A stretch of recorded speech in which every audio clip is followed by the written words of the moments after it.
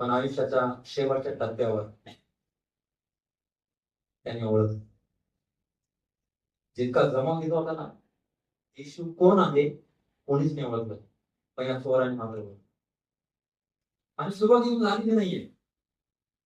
तोही वधस्तंभावर आहे, दुसरा चोर पण वधस्तंभावर आहे.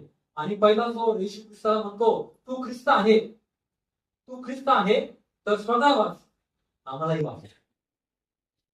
बऱ्याचदा आमच्या प्रार्थनेत असे शब्द असतात, प्रभू तू जर खरंच तारणार आहे ना, अशा म्हणतात कर, मी तुला समर्पित होईल. आम्ही त्याची परीक्षा घेतो. हा दुसरा तो चिडला त्याच्यावर आणि त्याला धमकावलं. इंग्रजीमध्ये म्हणते ते रिब्यूक केलं त्यांनी. जो पश्चाताप करतो ना, तो पहिल्या चोराला धमकावतो, तू आणि मी तेच केलेलं आहे, पण याने काही केलेलं नाही. आयुष्यभर आपण चोरी केली, आयुष्यभर आपण लुटलेला आहे, पण जो आपल्या सोबत आहे ना, तो चोर नाहीये, तो लुटारू नाहीये, त्याने कोणता गुन्हा कोणता अपराध केले नाहीये. या चोराला आज कळालं. येशू ख्रिस्ताला ओळखण्यामध्ये सगळ्यात मोठी धन्यता आहे. त्या चोराने आता ओळखलं आणि तो तिथं प्रभूशी सोबत बोलत आहे.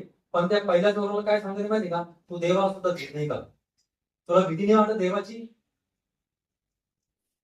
कारण येशू ख्रिस्ताचं वर्तन या वधस्तंभावर त्याने बघितलं आणि या येशू ख्रिस्ताच्या वर्तनाचा प्रभाव या चोरावर पडला. आणि तो आपल्या पहिल्या साथीदाराला धमकावते, की तू देवाला भीत नाही. याच्या जीवनात कुठंतरी देवाचा आधार आहे, कुठंतरी. आणि माहिती काय घडलं, हा या वधस्तंभावर तारण त्याच्या जवळ आलं. त्याला तारणाला दिसलं, त्याला धन नाही दिसलं, त्याला स्वतःच्या वेदना नाही दिसल्या, तो तारणाला बघत. आणि आपल्या साथीदाराला, ज्याच्यासोबत आयुष्यभर चोरी केली, आयुष्यभर लूटमारी केली, त्याला तो धमकावत नाही. त्याला तो सांगत आहे, तू देवाला भीत नाही का? आपल्याला तर आपल्या कर्माचं, आपल्या चुकांचं, आपल्या पापांचं योग्य फळ आपल्याला मिळालं, परंतु याने काही चूक केलेली नाही.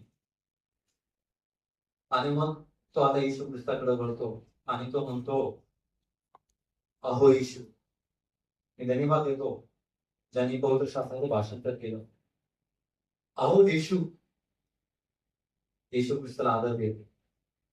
आयुष्यभर नाही दिला, आयुष्यभर मानमानी केली, चोरी केली, मनासारखा वागला, पण माहिती आता तो काय बोलते, अहो येशू. रिस्पेक्ट देते तो, आदर करते की अहो येशू. जेव्हा आपण आपल्या राज ठिकाणी या